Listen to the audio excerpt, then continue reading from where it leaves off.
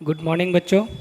तो आज हम स्टार्ट करने वाले हैं। देखो लास्ट क्लास में पहले हमने क्या पढ़ा था, लास्ट के दो वीडियो में हमने देखा कि वेक्टर एडिशन और वेक्टर सब्ट्रैक्शन मैथमेटिकल मेथड, जिसमें हमने क्या देखा था। सबसे पहले हमने देखा था, उससे पहले भी हमने काफ़ी चीज़ें पढ़ी हैं, लेकिन लास्ट के दो वीडियो की अगर हम बात करें तो हमने पैरेललोग्राम लॉ पढ़ा था और हमने क्या पढ़ा था, सब्ट्रैक्शन, मतलब एडिशन का एक मेथड पढ़ा पैरेललोग्राम लॉ, और सब्ट्रैक्शन हमने देखा कि वेक्टर को अगर सब्ट्रैक्ट करना हो तो हम कैसे करेंगे। और ये पता चला था कि हमें सब्ट्रैक्शन भी एडिशन है, जैसे vector A plus vector B, ऐसे ही vector A minus vector B का सीधा सा मतलब है कि इसका मतलब क्या है कि बी को उल्टा करके ए में ऐड कर दो। बी की डायरेक्शन को, मैग्नीट्यूड सेम रहेगा, बस direction opposite, opposite in the sense 180 degree घूम जाना। ठीक है, तो उन्हीं पे बेस्ड दो तीन क्वेश्चन आज हम लोग कर लेते हैं। ये प्रैक्टिस के पर्पज़ से है आपका, ताकि जो कॉन्सेप्ट है वो बेहतर ढंग से हमें समझ में आ पाए। ठीक है, तो पहला क्वेश्चन है आपका कि दो वेक्टर हैं, एक 10 न्यूटन का है आपका और एक 5 न्यूटन का है। ठीक है, एक 10 न्यूटन और एक 5 न्यूटन, दोनों के बीच का जो एंगल है वो कितना है, 120 डिग्री। अब हमें ये बताना है कि इन दोनों का रिजल्टेंट क्या होगा। ठीक है, तो रिजल्टेंट वाला फॉर्मूला हमें पता है, R इज इक्वल टू क्या, फॉर्मूला आपको पता है क्या था, रूट 5 का स्क्वायर प्लस 10 का स्क्वायर प्लस 2 5 इंटू 10 इंटू, और यहाँ पे आएगा कॉस 120 डिग्री। देखो अगर जिसे कॉस 120 की डिग्री की वैल्यू नहीं पता है वो याद कर लें, कॉस 120 डिग्री होता है -1/2। कितना होता है, -1/2। तो अगर हम R इज इक्वल टू देखें तो R इज इक्वल टू यहाँ पे क्या हो जाएगा, 25 प्लस 100 प्लस 100 इंटू -1/2, यहाँ पे माइनस आ जाएगा। ठीक है, तो R वेक्टर वो मैग्नीट्यूड निकाल रहे हैं, इधर हम मैग्नीट्यूड निकाल रहे हैं तो एरो नहीं लगाएंगे। ठीक है, तो R इज इक्वल टू क्या हो जाएगा, R इज इक्वल टू हो जाएगा यहाँ पे कितना आएगा, 50 सब्ट्रैक्ट हो जाएगा, बचेगा 25 प्लस 75, वो सॉरी 50, तो यहाँ पे कितना हो जाएगा, √75। और इसे हम क्या लिख सकते हैं, इसे हम लिख सकते हैं, ये लिखा है 25 इंटू 3, तो 5 बाहर आ जाएगा, 5√3। ठीक है, तो रिजल्टेंट आपका ये आ जाएगा। न्यूटन में है तो न्यूटन में। अगर डायरेक्शन पूछ ले हमसे बोले कि भैया ठीक है ये 10 न्यूटन और 5 न्यूटन लग रहे हैं, जो रिजल्टेंट आएगा वो 10 न्यूटन से किस डायरेक्शन में होगा, तब हम डायरेक्शन भी निकाल देंगे, उसका भी हमारे पास फॉर्मूला है। क्या था, 10 अल्फा इज इक्वल टू, मान लिया हमने यहाँ से किस पे, अल्फा एंगल पे है रिजल्टेंट ये R। ठीक है, तो 10 अल्फा इज इक्वल टू क्या था, B sine theta upon A plus B cos theta, यही था ना फॉर्मूला। B की वैल्यू क्या है यहाँ पे, B की वैल्यू है 5, साइन 120 डिग्री 120 है ना, A की वैल्यू क्या है 10, B की वैल्यू क्या है 5, और यहाँ भी 120 डिग्री। ठीक है, तो अगर हम यहाँ पे इसे सॉल्व करें तो हमें क्या मिलेगा, यहाँ पे आपकी वैल्यू आएगी 1/√3, जैसे आप इस पूरी वैल्यू को सॉल्व करेंगे। ठीक है, आप वैल्यू आपको देखो, कुछ वैल्यू आपको, इसे हम कैसे लिख सकते हैं, साइन 90 प्लस 30, तो सेकंड क्वाड्रेंट में आएगा, फिर चेंज हो जाएगा, तो क्या बनेगा ये भाई 90 प्लस 30 अगर हम देखें तो ये किस में आएगा, सेकंड क्वाड्रेंट में आएगा, और सेकंड क्वाड्रेंट में होता है साइन पॉजिटिव, लेकिन साइन का क्या हो जाएगा, कॉस √3/2। यहाँ पे अगर हम देखें कॉस 120 डिग्री, ये भी क्या हो जाएगा 90 प्लस 30। ठीक है, चेंज हो जाएगा साइन में, क्लियर हो गया ना। तो इस तरह के जब हम इसे सॉल्व करेंगे तो क्या 1/3 मिलेगा, और ये वैल्यू किसकी होती है, ये वैल्यू होती है आपकी 10 30 की वैल्यू, तो अल्फा इज इक्वल टू यहाँ आ जाएगा 30 डिग्री। ठीक है, तो हमें यहाँ से क्या पता चल गया, हमें रिजल्टेंट भी पता चल गया और हमें एंगल भी पता चल गया, मतलब डायरेक्शन भी पता चल गई। ठीक है, तो ये क्वेश्चन, पहला क्वेश्चन था आपका। आई होप आपको समझ में आ गया होगा बढ़िया से एकदम, क्योंकि कुछ नहीं है, केवल फॉर्मूला बेस्ड है ना। चलिए सेकंड क्वेश्चन की बात करें, मिटा देता हूँ मैं इसे। देखो सेकंड क्वेश्चन की अगर हम बात करें तब क्या होगा,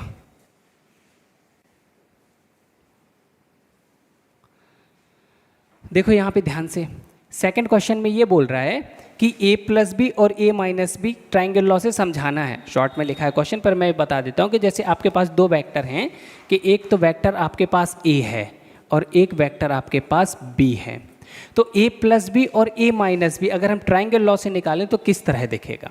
सिंपल सा क्वेश्चन है। मान लिया वेक्टर ए आपका ए रहा और वेक्टर बी आपका ये रहा, ठीक है। तो ये वेक्टर बी हो गया और ये वेक्टर ए हो गया। अगर ट्रायंगल लॉ से हम देखें तो ट्रायंगल लॉ के हिसाब से हम कैसे ऐड करना है, तो पहले को यहाँ और इसके हेड पे दूसरा जो भी एंगल हो दोनों के बीच का, अगर इन दोनों के बीच का एंगल क्या है, थीटा है, तो यहाँ भी एंगल क्या होगा, थीटा होगा, ठीक है। तो रिजल्टेंट क्या, third side will be the resultant. तो यहाँ पे ए हो जाएगा ए प्लस बी। ये आपका कितना है, ये ए है और ये आपका बी है, ठीक है। तो ये तो ऐड वाला था कि इस तरह से हम दिखा सकते हैं, ठीक है। अगर हम इसे किस तरह सब्ट्रैक्शन की बात करनी है, मतलब ए माइनस बी, हमें किसका क्या देखना है, ए माइनस बी, ए प्लस बी तो हमें पता चल गया। ए माइनस बी बेसिकली लिखा क्या है, ए माइनस बी का मतलब क्या है, ए माइनस बी का मतलब है vector A plus minus vector B, मतलब नेगेटिव ऑफ बी को हम ऐड कर दें ए में। हम क्या करें, नेगेटिव ऑफ बी को हम ऐड कर दें ए में, ठीक है। तो हम नेगेटिव ऑफ बी कैसा, अपोजिट हो जाएगा, तो नेगेटिव ऑफ बी ऐसा हो जाएगा माइनस बी, ठीक है।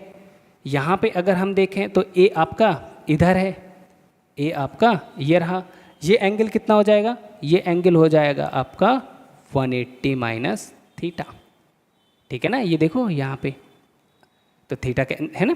तो यहाँ पे अगर हम दोनों को अरेंज करें अब ट्रायंगल लॉ से, तो पहला आपका ये रहा ए और इसके हेड पे दूसरा लगा दिया हमने ये बी, नेगेटिव ऑफ बी, तो रिजल्टेंट क्या हो जाएगा, ये हो जाएगा आपका। तो ये क्या हो जाएगा, vector A minus vector B, angle यहाँ पे कितना 180 माइनस थीटा, ठीक है।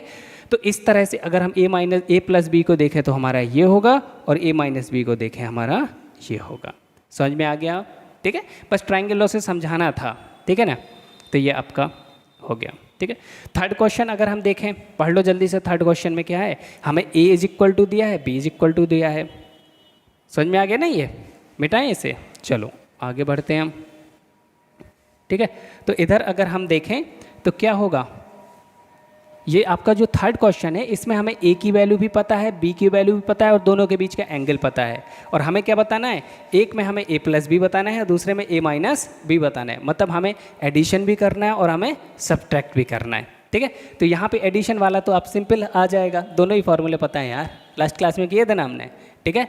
तो अगर एडिशन वाले केस में हम देखें तो आर इज इक्वल टू क्या हो जाएगा, root A square plus B square plus 2ab cos theta, ठीक है। तो ए की वैल्यू कितनी है 2, चाहो तो एडिशन वाला एक फॉर्मूला आपको और पता है, अगर दोनों value same A is equal to B हो जाता था 2a कॉस थीटा बाई 2, याद है ना रेडीमेड फॉर्मूला जो हमने पढ़ा था। तो यहाँ पे अगर हम देखें तो जैसे ही आप इसे सॉल्व करेंगे 2 का स्क्वायर प्लस 2 का स्क्वायर प्लस 2 इंटू 2 इंटू 2 और यहाँ पे आएगा cos 60। तो यहाँ पे अगर आप वैल्यू देखें तो टोटल निकल के क्या आएगा 2 इंटू 2 इंटू, ठीक है, यहाँ पे वैल्यू आएगी √3/2, ये कैंसिल हो जाएगा, आंसर क्या आ जाएगा 2√3 न्यूटन, ये लो, ठीक है।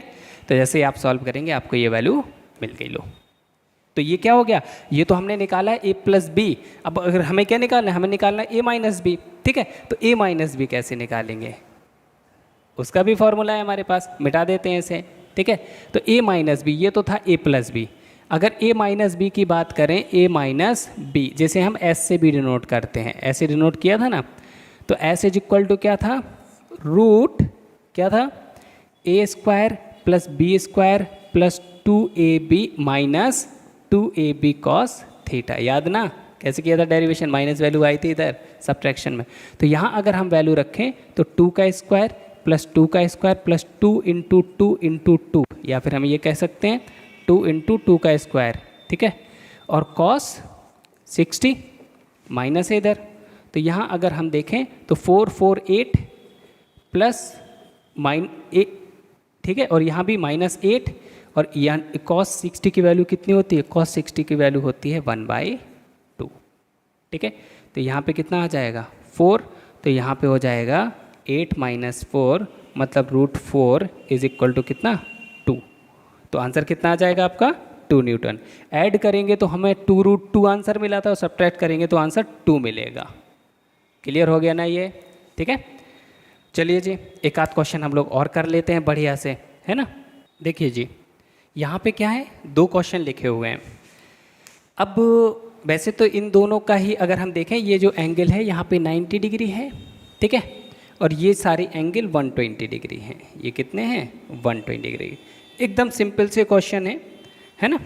हमें यहाँ पे क्या करना है, आपको ये बताना है कि इन दोनों में ये जो तीन हमने फोर्स लिए हैं, जैसे 4 न्यूटन इधर, 4 न्यूटन इधर, ये दोनों 90 डिग्री पे हैं, और इससे 135 डिग्री पे यहाँ पे 4√2 न्यूटन फोर्स लग रहा है, 4√2 न्यूटन फोर्स लग रहा है, ठीक है।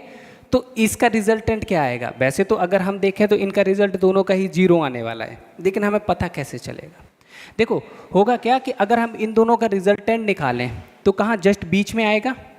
इन दोनों का रिजल्टेंट कहाँ आएगा, जस्ट बीच में। दोनों इक्वल हैं, दोनों का अगर हम रिजल्टेंट निकालें तो हम वो रेडीमेड फॉर्मूला लगा सकते हैं अपना। तो R इज इक्वल टू, अगर इन दोनों का रिजल्टेंट हम देखें तो क्या, 2 × 4 2a cos θ/2 होता ना फॉर्मूला। 2a क्या था, 2a cos θ/2।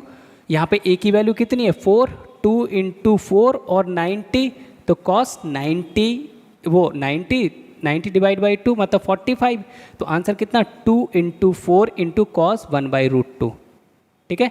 तो यहाँ से √2 से ये √2 टाइम कैंसिल, आंसर क्या आ जाएगा, 4√2। यहाँ पे आंसर क्या आ गया, 4√2। और अगर रिजल्टेंट का हम एंगल देखें तो अल्फा इज इक्वल टू क्या था, θ/2 इज इक्वल टू मतलब 90/2 मतलब 45, ये था ना। तो इसका मतलब ये है कि इन दोनों का एक रिजल्टेंट इधर आएगा, 4√2 न्यूटन, ठीक है। ये क्या है आपका, ये रिजल्टेंट बना दिया मैंने, ठीक है। तो ये रिजल्टेंट इसके जस्ट अपोजिट है, दोनों ही इक्वल हैं और अपोजिट हैं, तो इसका रिजल्टेंट क्या हो जाएगा, 0। कभी कभी सीधे दिख जाएगा, कभी कभी हमें सॉल्व करना पड़ेगा ये, ठीक है ना। तो यहाँ पे इस तरह से हम सॉल्व करके बता सकते हैं कि इन दोनों का जो रिजल्टेंट आ रहा है वो क्या है, इसके जस्ट अपोजिट है और इक्वल है, मैग्नीट्यूड भी इक्वल है और डायरेक्शन अपोजिट है। तो इन दोनों का रिजल्टेंट क्या हो जाएगा, 0। तो इन तीनों का फाइनल रिजल्टेंट क्या हो जाएगा आपका, 0। इन तीनों का फाइनल रिजल्टेंट आपका क्या हो जाएगा, इसका, इसका और इसका, तीनों का रिजल्ट क्या हो जाएगा, 0, ठीक है ना। आगे देखते हैं, एक क्वेश्चन और लिखा हुआ है आपका, ठीक, देखो। तो ये वाला डन हो गया अपना, है ना। नीचे वाला क्वेश्चन देख लेते हैं। यहाँ पे देखो 3 फोर्स जो हैं 1 2 3 120 120 120 डिग्री पे। ऐसे ही यहाँ पे जब इसे आप सॉल्व करोगे ना, देखो 5 न्यूटन 5 न्यूटन, तो यहाँ पे इन दोनों का अगर हम रिजल्टेंट मान लिया R1 इज इक्वल टू क्या, 2a cos θ/2 होगा कि नहीं होगा। तो 2 × 5 × cos 60 की वैल्यू क्या होती है, 1/2। 2 से 2 कैंसिल, आंसर क्या बचा, 5। एंगल अगर हम देखें तो एंगल इज इक्वल टू क्या हो जाएगा, अल्फा इज इक्वल टू θ/2 मतलब 120/2 इज इक्वल टू 60 डिग्री। इसका मतलब ये है कि यहाँ से इस वाले से 60 डिग्री पे अगर हम देखें तो ये और ये जो रिजल्टेंट आपका आ रहा है R1, ये क्या है, दोनों इक्वल नहीं है। देखो ये भी वैल्यू कितनी आ रही है, वैल्यू यहाँ पे 5 न्यूटन है ना, और यहाँ भी क्या है, 5 है, दोनों इक्वल एंड अपोजिट हो गए, ये 5 न्यूटन, ठीक है ना। तो यहाँ भी रिजल्टेंट आपका इसका और इसका क्या है, इक्वल एंड अपोजिट, तो रिजल्टेंट क्या हो जाएगा, 0, ठीक है। ऐसे ही बाकी भी क्वेश्चन हम करते रहेंगे, ठीक है ना। बाकी प्रैक्टिस आप लोग करें, आपको जो DPP प्रोवाइड की जा रही हैं या फिर आपको जो भी आपके पास सोर्स है या DPP जो भी आपकी हैं सॉल्व करें, ठीक है। और बाकी क्वेश्चन हम लोग आगे बढ़ते हैं। इस वीडियो को यहीं समाप्त करते हैं, मिलते हैं नेक्स्ट में। Okay, bye bye.